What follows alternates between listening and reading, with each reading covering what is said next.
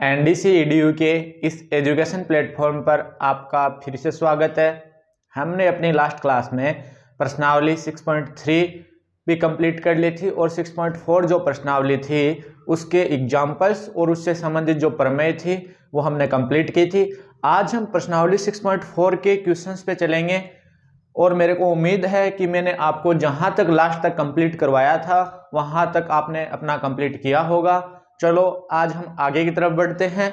प्रश्नावली 6.4 का first question हमारे पास क्या है देखना। क्वेश्चन नंबर पहला, इसके 4 क्वेश्चन ही मैं आपको बताऊंगा।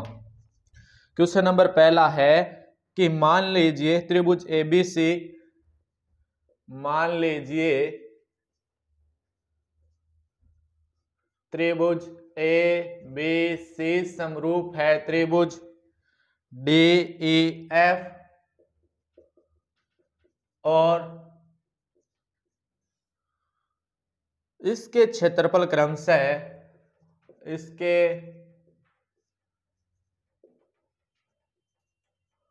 क्षेत्रफल क्रमशः 64 सेंटीमीटर स्क्वायर और 121 सेंटीमीटर स्क्वायर है यदि EF बराबर 15.4 सेंटीमीटर हो तो BC याद कीजिए।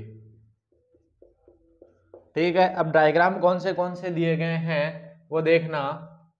ये A B C और ये D A और F दो त्रिभुज हमें दिए गए हैं और दोनों त्रिभुज कैसे हैं, समरूप है। एक बार मैं वापस इस क्वेश्चन की जो लैंग्वेज है वापस आपको मैं समझा देता हूं। क्या लैंग्वेज क्या बोल रहा है क्वेश्चन दोस्तों ये बोलना चाह रहा है कि दोनों जो त्रिभुज है ना, त्रिभुज एबीसी और त्रिभुज DEF दोनों त्रिभुज बच्चों समरूप है। ये क्वेश्चन ये बोलना चाह रहा है जब समरूप हैं बच्चों दोनों त्रिभुज, तो मैंने आपको कल वाली क्लास में एक प्रमेय जो थी वो बताई थी कि समरूप त्रिभुज के जो क्षेत्रफल है उन क्षेत्रफलों का जो अनुपात होगा उनकी संगत भुजाओं के वर्गों के अनुपात के बराबर होगा। ये मैंने आपको प्रमेय 6.6 बताई थी कि दो समरूप त्रिभुजों के क्षेत्रफलों का अनुपात उनकी संगत भुजाओं के वर्गों के अनुपात के बराबर होता है। ये मैंने आपको लास्ट क्लास में अपनी जो प्रमेय थी 6.6 उसमें मैंने आपको बताया था। तो उसी प्रमेय का यहाँ यूज करेंगे। क्यों करेंगे आप बोलोगे सर इस प्रमेय का ही यूज क्यों करेंगे हम, तो मैं बोलूंगा बच्चों देखना यहाँ पे हमें क्षेत्रफल दिया गया है और एक भुजा दी गई है, तो क्षेत्रफल दिया गया है तो हम क्षेत्रफल के अकॉर्डिंग चलेंगे। और क्षेत्रफल का यूज जो मैंने कौन सी प्रमेय आपको बताई थी, प्रमेय 6.6 जो मैंने आपको प्रमेय बताई है उसमें क्षेत्रफल का यूज हो रहा है। तो उसी प्रमेय को आधार मानकर हम आगे की ओर बढ़ेंगे। देखना, तो ये जब दोनों त्रिभुज जब समरूप हैं तो इनकी संगत भुजाओं का अनुपात भी बराबर होगा। तो इनकी संगत भुजाओं, अब देखना मैं यहाँ पे इसका एंस लिख रहा हूं, उसका आंसर हमारे पास क्या है कि पहले तो हमें पता है, क्या पता है कि प्रमेय 6.6 से क्या थी प्रमेय 6.6 कि दो समरूप त्रिभुजों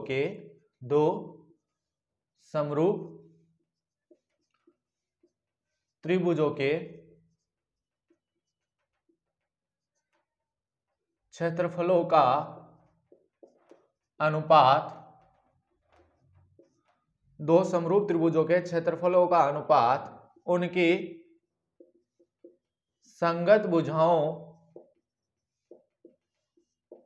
के वर्गों के अनुपात के बराबर होता है।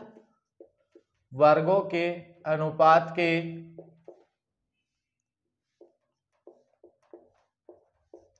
बराबर होता है। ये मैंने आपको प्रमेय 6.6 बताई थी। तो देखना इस प्रमेय का यूज हम करेंगे तो एक मिनट देखना, ये एरिया ऑफ इन दोनों त्रिभुज का एरिया है, कौन सा, एरिया ऑफ एबीसी बट्टे area of D E F कितना दे रखा है, कितना दे रखा है, एरिया ऑफ एबीसी बटे डी ई एफ कितना दे रखा है, एबीसी का 64 एरिया है, इसका 121 है। मतलब एबीसी का जो क्षेत्रफल है इसके सामने एबीसी का एरिया लिख दिया और डीईएफ का जो क्षेत्रफल है ना बच्चों उसके सामने डीईएफ का एरिया लिख दिया। और जब आपको पता है ना बच्चों, क्या आपको पता है कि इनकी संगत भुजाओं, अब जब ये दोनों जब त्रिभुज हैं, ये ए बी सी समरूप है जब डीईएफ के, ये दोनों ट्रायंगल, तो इनकी संगत भुजाओं का अनुपात बराबर होगा ना बच्चों। और संगत भुजाओं का अनुपात तो बराबर होगा, वो होगा, लेकिन इनके क्षेत्रफलों का अनुपात उनकी संगत भुजाओं के अनुपात के वर्गों के अनुपात के बराबर होगा। तो मैं आपको बोलूं तो यहां से मैं ये हमारे पास इक्वेशन नंबर 1 बोलूं, और क्या मैं ऐसे बोल सकता हूं ना, एरिया ऑफ एबीसी बटे एरिया ऑफ डीईएफ बराबर इनकी संगत भुजा, देखना ए और बी बच्चों, इसके संगत भुजा ये डीई ए बी बट्टे डी ई, या फिर देखना यहां पे हमें ई एफ दे रखी है, हम ए बी और डी ई का यूज नहीं कर रहे, हमें किसका यूज करना है बच्चों, ई एफ वाली की संगत भुजा का यूज करना है। ई एफ देखना, ई एफ का मान हमें दे रखा है, तो ये सेकंड और थर्ड पे बच्चों ई एफ है ना, तो इसमें सेकंड और थर्ड पे बी सी है, तो ई और एफ के संगत भुजा कौन सी होगी, बी सी। तो देखना इसमें बी सी बट्टे ई एफ, अब ये तो इन भुजाओं का संगत भुजाओं का अनुपात हुआ, लेकिन हम क्या देख रहे हैं बच्चों, इनके क्षेत्रफल, त्रिभुज को क्षेत्रफल का अनुपात देख रहे हैं, तो ये इन संगत भुजाओं के वर्गों के अनुपात के बराबर होगा। हमने क्या कर दिया, वर्ग कर दिया, क्योंकि ये प्रमेय 6.6 हमें ऐसा बोलती है ना बच्चों। अब देखना इसको हमने इक्वेशन नंबर 2 दे दिया, अब मैं यहां से लिखूंगा, देखना इधर कि समीकरण 1 व 2 से, अब ये भी एरिया है किसका, एबीसी और डीईएफ का, ये भी एरिया एबीसी डीईएफ का है, तो ये मान और ये मान दोनों बराबर होंगे ना बच्चों।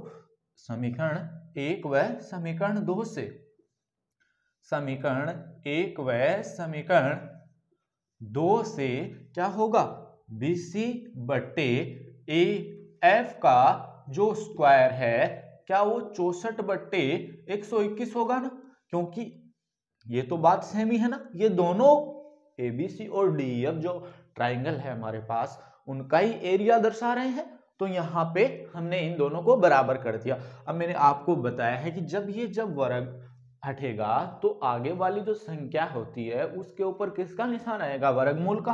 तो देखना ये बीसी बट्टे ई एफ बराबर, जब आगे ये हमने ये वर्ग हटाया तो आगे वाली जो संख्याएं हैं उस पर किसका निशान आया, वर्गमूल का निशान आया, हमने लगा दिया वर्गमूल।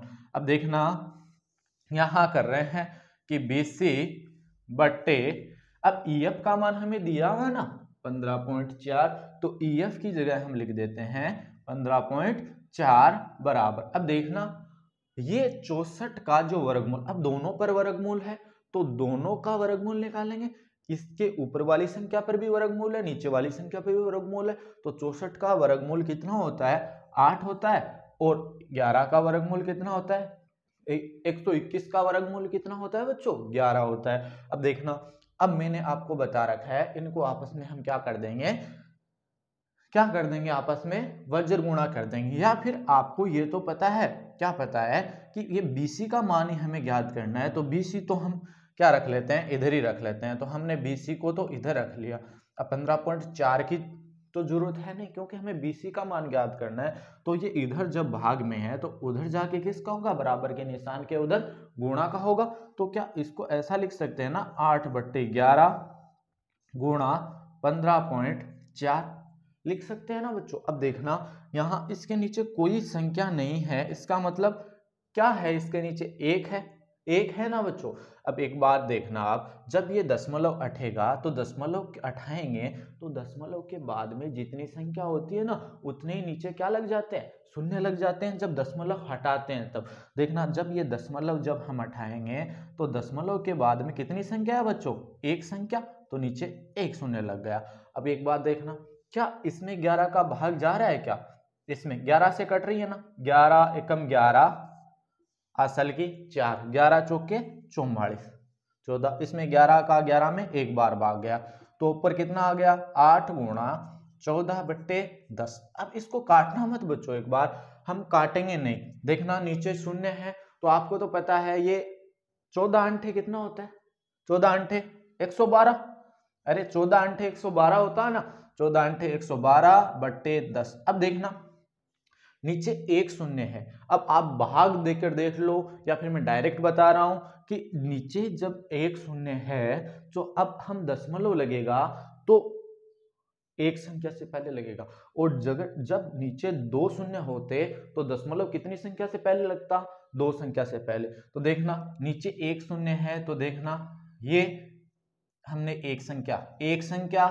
दो से पहले दशमलव लगा दिया, एक संख्या से पहले दशमलव लगा दिया, इसका मतलब कितना सेंटीमीटर आंसर आ गया हमारे पास, डीसी का मान हमारे पास 11.2 सेंटीमीटर निकल के आ गया। इसमें हमने कुछ नहीं किया, एक बार मैं वापस आपके सामने इसको रिप्रेजेंट कर रहा हूं कि हमारे पास क्या था, हमें दे रखा था कि त्रिभुज एबीसी और डीएफ का क्षेत्रफल हमें दे रखा था, उसके बाद में हमें एक भुजा एएफ का जो मान था वो हमें दे रखा था। तो हमने क्या किया, हमने ये किया कि हमें पता है कि एबीसी जो डीएफ है इनका क्षेत्रफल दे रखा है, तो हमने प्रमेय 6.6 का यूज किया कि जो समरूप त्रिभुजों के क्षेत्रफलों का जो अनुपात होता है उनकी संगत भुजाओं के वर्गों के अनुपात के बराबर होता है, हमने ये बात की है। तो वहां से हमने उस प्रमेय का यूज करके इस पूरे मेथड को अप्लाई करके हमने एक इस क्वेश्चन का आंसर निकाला है। अब हम चलते हैं दूसरे क्वेश्चन पे, देखना, और मेरे को उम्मीद है बड़ा अच्छे तरीके से आपको ये क्वेश्चन समझ में आया होगा और आप क्लास का बड़े अच्छे से आनंद ले रहे होंगे।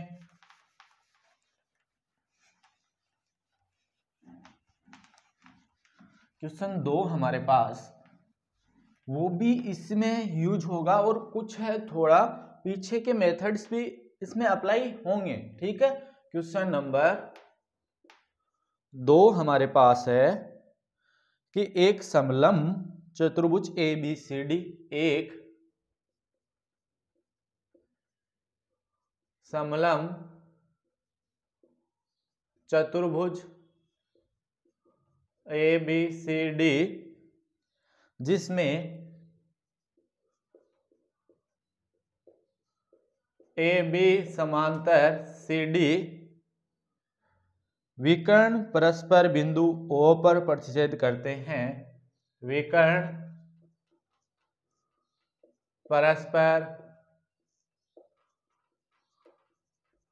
बिंदु O पर प्रतिच्छेद करते हैं यदि AB बराबर 2CD, यदि AB बराबर 2CD हो तो त्रिभुज AOB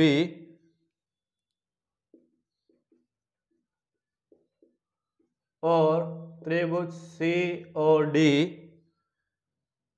की क्षेत्रफलों का अनुपात ज्ञात कीजिए। तो देखना कैसे करेंगे इसको, हम इस क्वेश्चन को हम कैसे करेंगे, देखना आप कि हमें समलंब चतुर्भुज दिया गया है। कौन सा समलंब चतुर्भुज है, ABCD हमारे पास एक समलंब चतुर्भुज है। तो हमें समलंब चतुर्भुज मैंने बताया है क्या होता है, जिसमें भुजाओं का एक जोड़ा क्या हो, समांतर हो, तो वह समलंब चतुर्भुज कहलाता है। तो देखना ये हम बात कर रहे हैं समलंब चतुर्भुज की, ये A B और ये C और D, ABCD हमने किसकी बात की है, ABCD समलंब चतुर्भुज की हमने बात की है। और देखना इसके विकर्ण कहां पर प्रतिच्छेद करते हैं, ये बिंदु O पर प्रतिच्छेद करते हैं इसके विकर्ण। ऐसा बोला गया है इसमें कि AB समांतर CD, ये दोनों भुजाओं का जो जोड़ा है वो आपस में क्या है, समांतर है। और ए बी बराबर 2CD दिया गया है। इसका मतलब ए बी किसकी दोगुनी है, CD की दोगुनी है, ये हमें इसमें दिया गया है। और हमें ए ओ बी, ये जो ट्राइंगल है ए ओ बी और सी ओ डी, इनके क्षेत्रफलों का अनुपात हमें याद करना है। तो देखना इस क्वेश्चन को कैसे करेंगे। पहला हमारा रहेगा, इसमें हमें लिखना है दिया है। अब आपको पता है क्या दिया गया है, समलंब चतुर्भुज ABCD जिसमें AB समांतर CD, एक तो ये दिया गया है। तो हम लिखेंगे जो भी इसमें दिया गया है कि समलंब चतुर्भुज ABCD जिसमें AB समांतर CD, ये हमें दिया गया है। और इसके विकर्ण बिंदु A पर प्रतिच्छेद करते हैं, ये आपको स्वयं को लिख लेना है। और क्या दिया गया है, हमें दिया गया है AB बराबर 2CD, ये हमें दिया गया है ना, ये हमें दिया गया है। ठीक है, ये बात ध्यान। अब हमें देखना दूसरा हमारा मेथड क्या रहता है, हमें लिखना होता है सिद्ध करना है। जो हमें सिद्ध क्या करना है वो देखना, हमें सिद्ध करना है कि AOB और COD इनके क्षेत्रफलों का अनुपात, एरिया ऑफ कौन सा त्रिभुज AOB और एरिया ऑफ कौन से COD, इनके क्षेत्रफलों का अनुपात हमें याद करना है। तो एरिया लगा दिया, इसका मतलब एरिया किसका, AOB त्रिभुज AOB का क्षेत्रफल, और इसमें एरिया लगा दिया, इसका मतलब एरिया किसका, COD का। इनके क्षेत्रफलों का अनुपात हमें याद करना है। अब हमारा काम रहता है रचना वाला। तो रचना में हम नहीं जाएंगे क्योंकि हमारा काम बच्चों यहीं से हो जाएगा। तो रचना की जरूरत कहाँ है हमें, आप बताओ। रचना की जरूरत कब होती है, जब हमारा काम यहाँ से नहीं होता, तब हम अपनी तरफ से कुछ एडेड करते, इसमें जोड़ते, उसके बाद में हम रचना पे चलते। लेकिन हमारा काम यहीं से हो रहा है तो हम अब चलेंगे उत्पत्ति पर। उत्पत्ति वाला पार्ट है, उसमें हम क्या लिखेंगे, पहले देखना आप, हम ले रहे हैं दो ट्राइंगल्स। कौन से ट्राइंगल्स ले रहे हैं बच्चों, देखना। पहले तो मैं ये दिया वाली बात यूज करता हूं, कौन सी दिया है वाली बात यूज करता हूं कि AB बराबर 2CD है। अब देखना आप एक बात देखना बच्चों, जब AB बराबर 2CD है, इसका मतलब इसके बीच में अगर कोई निशान नहीं है तो ए ऐसे भी तो है ना, AB बराबर 2 गुणा CD भी तो बोल सकते हैं ना इसको। अब एक बात देखना, जब ये गुणा में है, ये इधर आएगा तो भाग में आएगा ना बच्चों। तो ये क्या होगा, इधर मैं इसको ऐसे बोलूंगा कि AB बट्टे CD बराबर 2 होगा ना, अरे होगा ना बच्चों। अब इसके नीचे कोई संख्या नहीं है, इसका मतलब 1 है। अरे AB बट्टे CD है बराबर 2 है, 2 के नीचे कोई संख्या है नहीं, इसका मतलब कितना है, 2 के नीचे 1 है, तो हमने लिख दिया 1। अब देखना, अब मैं इसको मिटा रहा हूं, हमने ये बात यूज कर ली। अब हम चल रहे हैं, दो ट्राइंगल्स ले रहे हैं। पहले मैं एक बाट और डिसाइड करता हूं, देखना जब ये दो समांतर रेखाएं हैं, कौन सी, AB, ये दोनों समांतर है CD, ये दोनों समांतर हैं। तो देखना जब दो समांतर रेखाओं को, ये वाली तिर्यक रेखा देखना, ये यहां से B से चल रही है इस प्रकार और इस प्रकार C बिंदु पर। अब मैं इसको आगे बढ़ा रहा हूं और मैंने इसको आगे बढ़ाया, तो देखना अब मैं क्या बोल रहा हूं कि अब मैं बोलूं कि ये वाला कोण कौन सा, ये वाला कोण और ये वाला कोण दोनों एकांतर कोण है। क्योंकि जब दो समांतर रेखाओं को एक तिर्यक रेखा काटती है तो विपरीत जो स्थिति होती है उसमें जो बने कोण होते हैं, विपरीत स्थिति का मतलब हम बोले तिरछे रेखा में जो बने कोण होते हैं, तिरछी स्थिति में देखना, इसका तिरछा ये, इसका मतलब कोण B और कोण C दोनों कैसे हैं, एकांतर कोण है। तो देखना यहां से दोनों समांतर हैं, इसका मतलब ये वाला कोण और ये वाला कोण दोनों कैसे हैं, दोनों एकांतर कोण है। तो एकांतर कोण आपस में बराबर होते हैं। उसके बाद में देखना, मैं यहां से बात लिखूंगा। पहले अब हम ट्राइंगल्स ले रहे हैं, जिन जिन त्रिभुजों के क्षेत्रफल का अनुपात हमें पूछ रहा है वो ट्राइंगल्स हमें यहाँ पे लेने हैं। कौन से त्रिभुज AOB और COD। तो हम दोनों ट्राइंगल्स यहाँ पे ले रहे हैं कि त्रिभुज AOB व त्रिभुज COD में। दोनों ट्रायंगल्स हमने यहाँ पे लिए, तो देखना AOB। अब AOB जो त्रिभुज है और COD है, इसमें आप एक बात देखना, हमने क्या बता दिया कि कोण, कौन सा कोण, ये वाला कोण B है, तो ABO कोण ABO बराबर कोण, इसमें ये वाला कोण बराबर, तो DCO बराबर है। क्यों है ये मैंने आपको बता दिया कि कैसे कोण है, ये एकांतर कोण है ना बच्चों, एकांतर कोण है। अब एक बात देखना, शीर्षाभिमुख कोण आपने सुने हैं, शीर्षाभिमुख कोण भी आपस में बराबर होते हैं, तो कोण AOB ये वाला देखना यहाँ पे, AOB और COD दोनों एंगल बराबर होंगे ना बच्चों। क्यों? क्योंकि ये शीर्षाभिमुख कोण है। यहां मैं ऐसे लिख रहा हूं कि कोण AOB बराबर होगा कोण किसके, COD के। क्यों? क्योंकि ये कैसे कोण है बच्चों, शीर्षाभिमुख कोण है। कैसे कोण है, शीर्षाभिमुख कोण है ये। तो अब देखना, ये A उपरियम से दोनों ट्रायंगल्स आपस में समरूप हो जाएंगे, तो मैं यहां लिख रहा हूं A उपरियम से कौन से ट्रायंगल, त्रिभुज। देखना अब मैं लिख रहा हूं AOB समरूप होगा त्रिभुज। अब देखना ए एंगल की हमने एक बार बात नहीं की, O के O, तो O बीच में आ जाएगा। B के कौन सा था, B एंगल के C बराबर था, तो B तीसरे पे आ रहा है, तो C भी किसके बराबर है, C भी कितने नंबर पे आएगा, तीसरे पे। बच गया कौन, D। तो त्रिभुज DOC के समरूप है, त्रिभुज AOB समरूप है त्रिभुज DOC के। क्यों लिखा है ऐसा, क्योंकि B एंगल के बराबर कोण C था। यहां से देखो B के बराबर C, तो देखना B तीसरे पर तो C भी तीसरे पर, O दोनों में उभयनिष्ठ था, तो O इसमें बीच में, तो इसमें भी बीच में। बच गया कौन, D, तो D पहले आ जाएगा।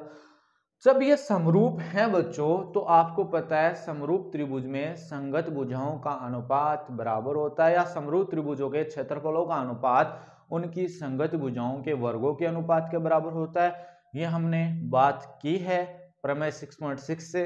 तो यहां से मैं एक बात लिख रहा हूं बच्चों कि प्रमेय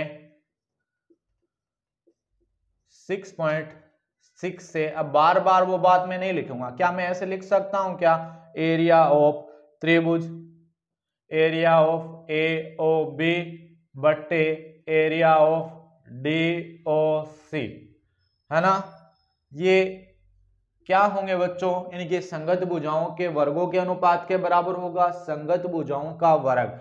अब एक बात देखना, यहां से AB भुजा ले रहे हैं और AB के संगत भुजा इसमें फर्स्ट और थर्ड पे आ रही है, A और B, तो फर्स्ट और थर्ड पे DC या CD बोल सकते हैं, तो CD इनके वर्गों के अनुपात के बराबर होगा।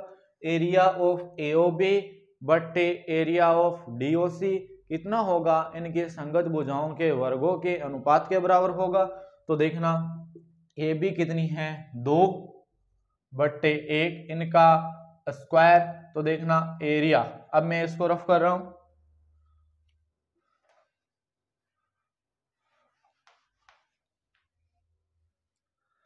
एरिया, कौन सा एरिया, एरिया AOB बट्टे एरिया DOC। अब इनका 2 का वर्ग 4 और 1 का वर्ग 1, इसका मतलब इन दोनों का अनुपात जो हमें यही पूछ रहा था कितना आ गया, 4:1 आ गया। हमने अपना क्वेश्चन 2 भी अपनी क्लास में कंप्लीट कर लिया। अब चलते हैं इससे अगले वाले क्वेश्चन पे। हाँ, तो देखना अगले वाला क्वेश्चन हम करते हैं। ये क्वेश्चन आपको अच्छे तरीके से समझ में आया होगा, हर एक चीज मैंने आपको बड़ी क्लियर तरीके से समझाई है इसमें।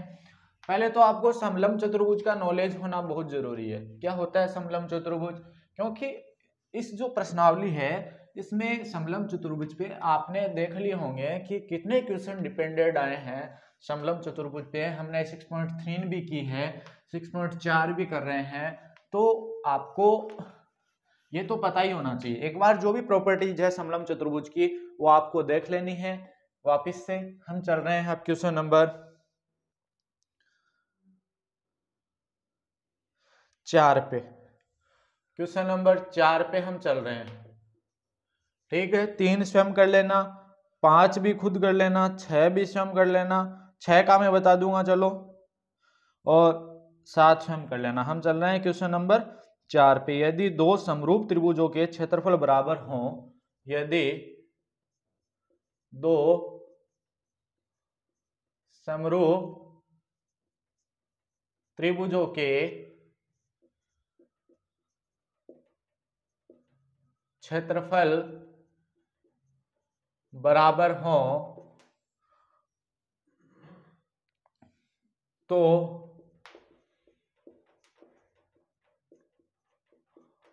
सिद्ध कीजिए कि वे त्रिभुज सर्वांग सम होते हैं, कि वे त्रिभुज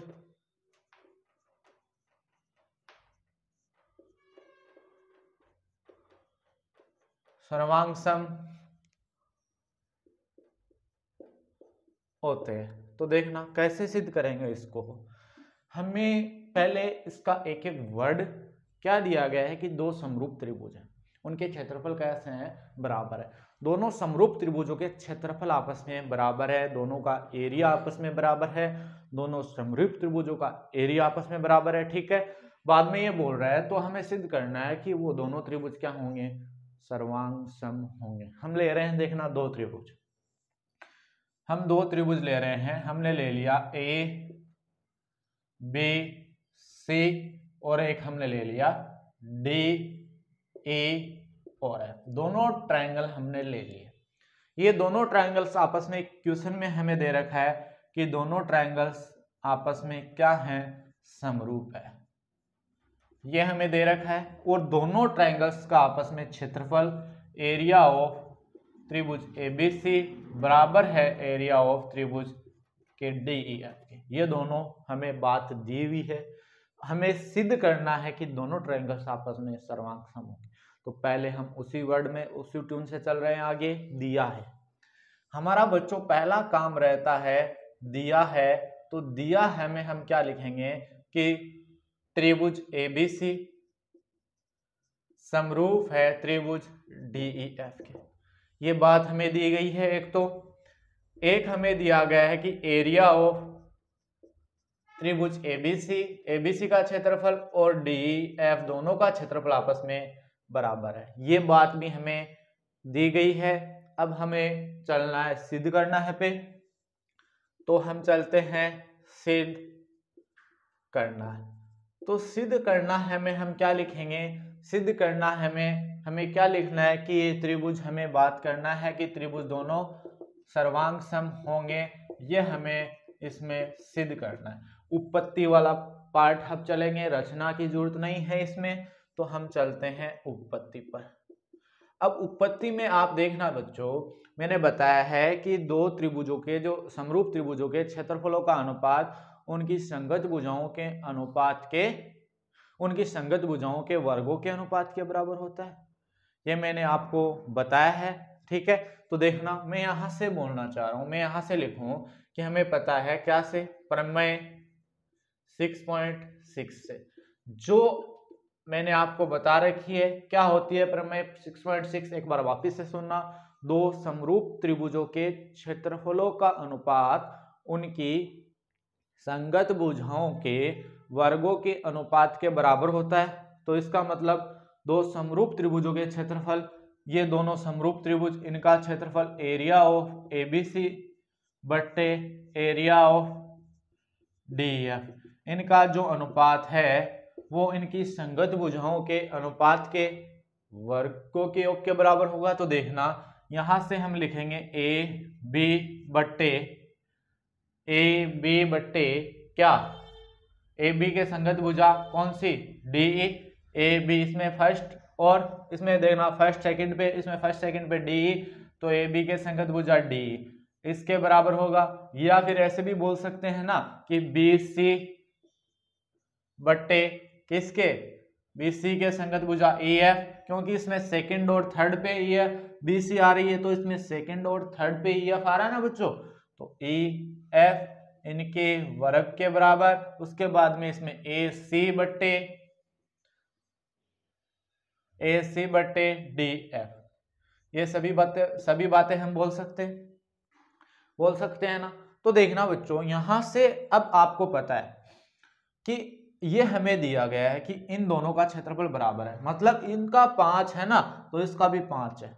क्या हम एबीसी की जगह डीएफ लिख सकते हैं या फिर डीएफ, क्योंकि दोनों का बराबर है तो एबीसी की जगह हम डीएफ लिख सकते हैं। तो यहाँ पे मैं लिख रहा हूं कि यहाँ पे एक बात लिख दे रहा हूं कि एरिया ऑफ एबीसी बराबर एरिया ऑफ डीईएफ। ये बात कहां से पता चली, हमें दिया है। कहां से पता चली, दिया है। अब देखना, तो एरिया इसकी जगह हम लिख देते हैं डी ई एफ बट्टे एरिया डी ए एफ बराबर, अब इनमें से कोई एक ले लेते हैं एक बार, कि ए बी बट्टे डी ई का स्क्वायर। अब देखना आप, जब सेम में सेम का भाग लगेगा, सेम क्षेत्रफल होंगे, डी एफ सेम क्षेत्रफल है, डी एफ का इसका एरिया अगर 5 है तो इसका भी 5 होगा। जब सेम में सेम का भाग लगता है तो 1 आता है, इसका मतलब यहाँ पे जब इसमें इसका भाग लगेगा तो 1 बराबर क्या आ गया, ए बी बट्टे डी ए का स्क्वायर।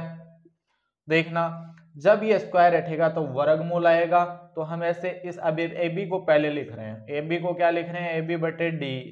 इसको ऐसे भी लिख सकते हैं ना कि ए बी बट्टे डी ए का स्क्वायर बराबर, एक बात तो एक ही है, तो हमने क्या लिखा, अब जब ये हटाया तो आगे क्या लग गया, वर्गमूल, तो हम ऐसे लिख रहे हैं ये वर्गमूल लग गया। और आपको पता है 1 का वर्गमूल कितना होता है, 1 ही होता है, तो ए बी बट्टे डी ए बराबर 1। अब इसके नीचे कोई संख्या नहीं है, इसका मतलब 1 है। अब इनको आपस में वज्र गुणा कर देते हैं, ए बी को 1 से गुणा करेंगे तो ए बी ही आएगा, डी ए को 1 से गुणा करेंगे, वज्र गुणा का मतलब तिरछे गुणा, इसको इससे गुणा और इसको इससे गुणा, ए बी को 1 से गुणा किया ए बी, और डी को 1 से गुणा किया तो डी, इसका मतलब ए बी और डी दोनों बराबर आ गई, ए बी और डी दोनों बराबर आ गई, संगत भुजाएं। अब आगे अगर ऐसे करेंगे ना, इनके साथ भी ऐसा करेंगे ना, तो हमारे पास क्या निकल के आएगा, इसी प्रकार BC बराबर EF निकल के आएगा और AC बराबर DF निकल के आएगा। इसका मतलब इनकी संगत भुजाएं आपस में, तीनों संगत भुजाएं, दोनों जो ट्रायंगल्स हैं इनके बराबर हैं, तो दोनों त्रिभुज की अगर तीनों संगत भुजाएं आपस में बराबर होती है तो इसका मतलब एस नियम से दोनों ट्रायंगल्स आपस में क्या होंगे, समरूप होंगे।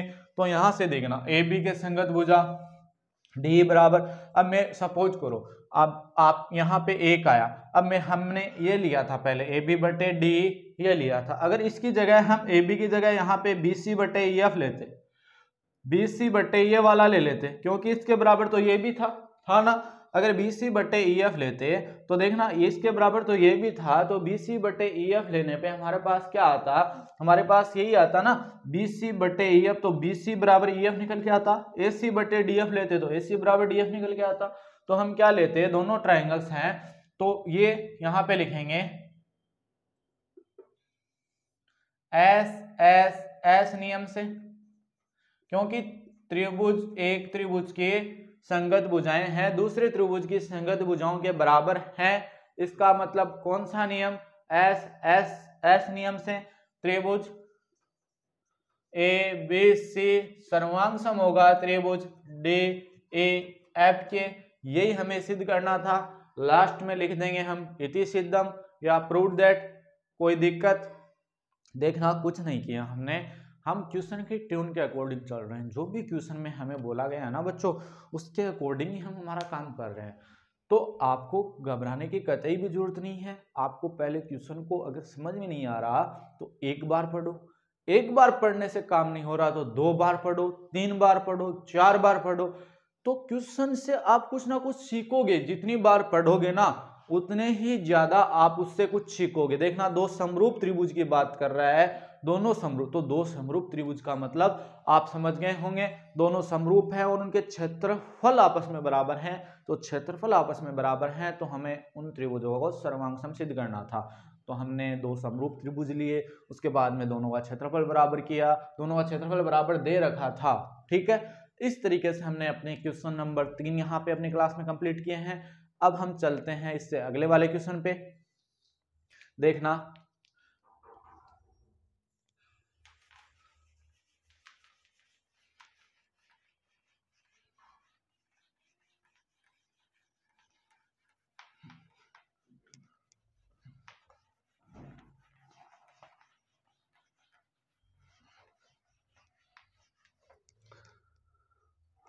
अब आगे के जो क्वेश्चंस है ना बच्चों, वो आपको स्वयं को करने हैं। क्वेश्चन नंबर 5, 6 और 7। अब क्वेश्चन नंबर 8 में आपको बता रहा हूं। क्वेश्चन 8 हमारे पास क्या है कि ABC और DF दो समबाहु त्रिभुज इस प्रकार है कि ABC और DF दो समबाहु त्रिभुज इस प्रकार है, दो समबाहु त्रिभुज इस प्रकार है कि कोई भुजा BC का मध्य बिंदु, कि कोई भुजा BC का मध्य बिंदु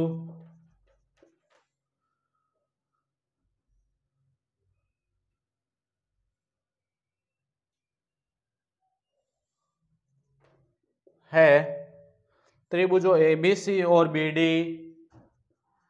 त्रिभुजों ABC और BDE के क्षेत्रफलों का अनुपात है।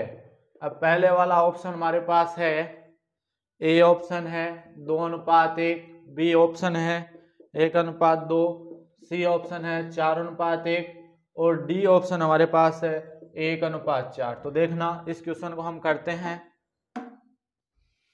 अभी।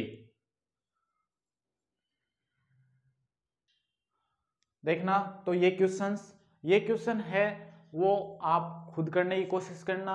अगर ये क्वेश्चन आपको एक होमवर्क के रूप में दिया जा रहा है, उसके बाद में अगर फिर भी अगर आपको इसमें कोई प्रॉब्लम होगी तो इससे अगले वाले क्लास में हम इस क्वेश्चन को डिस्कस कर लेंगे, क्योंकि टाइम हो गया है इस क्लास का। तो तब तक आप इस क्वेश्चन पे अपना टाइम है एक बार करने की कोशिश करना, हो जाएगा, इजी ही क्वेश्चन है। ठीक है, उसके बाद में एक क्वेश्चन और शेष रहेगा, वो भी हम अपने अगले वाली क्लास में डिस्कस कर लेंगे।